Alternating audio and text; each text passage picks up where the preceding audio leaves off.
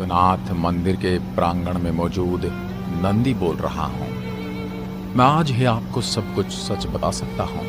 2 minute लगेंगे, लेकिन मेरी आंखों से बहते आंसुओं का आप महसूस नहीं कर पाओगे।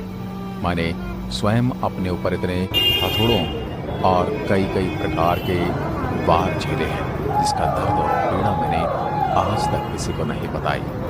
मैं कई सदियों से यहाँ बैठा हूँ। मुझे तो ये कहने में भी शर्म आती है कि मेरे चाहने वालों को ये तक नहीं पता कि मुझे स्थापित किसने और कब किया था। लेकिन मैं आपको कह दूं, मैं अनादिकाल से मेरे प्रभु को निहारते आया हूँ। मुझे सदियों पूर्व से ही मेरी आंखों के सामने अंधकार छा गया था। इस अंधकारमयी पीड़ा को मेरे अलावा और कोई नहीं जान सकता। मैंने वो पीड़ा देखी है, मैंने वो पीड़ा सही है। जब पहली बार सन 1194 में मोहम्मद गोरी नामक एक लुटेरा और उसके साथ मौजूद मलेच्छ लुटेरे ने मेरे आराध्य का मंदिर क्षतिग्रस्त करके लूट लिया था। लेकिन कुछ समय बाद ही स्थानीय लोगों ने मिलकर मेरे प्रभु का मंदिर फिर से स्थापित कर दिया।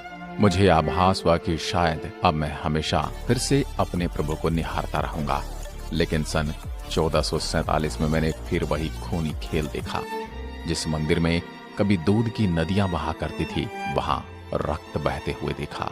क्योंकि सन 1447 में जौनपुर के सुल्तान मोहम्मद शाह द्वारा तोड़ दिया गया था एक बार फिर से मेरा यह मंदिर, और मूर्ति पूजकों को मार दिया गया। अगर विश्व में कोई पीड़ितों का देश होगा तो सर्वप्रथम मेरे बारे में ही चर्चा होती है।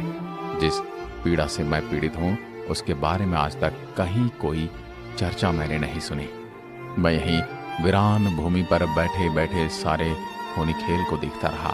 फिर एक बार मैंने प्रसन्नता का आभास किया जब सन 1585 में राजा टोडरमल जी की सहायता से पंडित नारायण भट्ट जी द्वारा मेरे स्थान पर एक भव्य मंदिर का पुनर्निर्माण किया गया।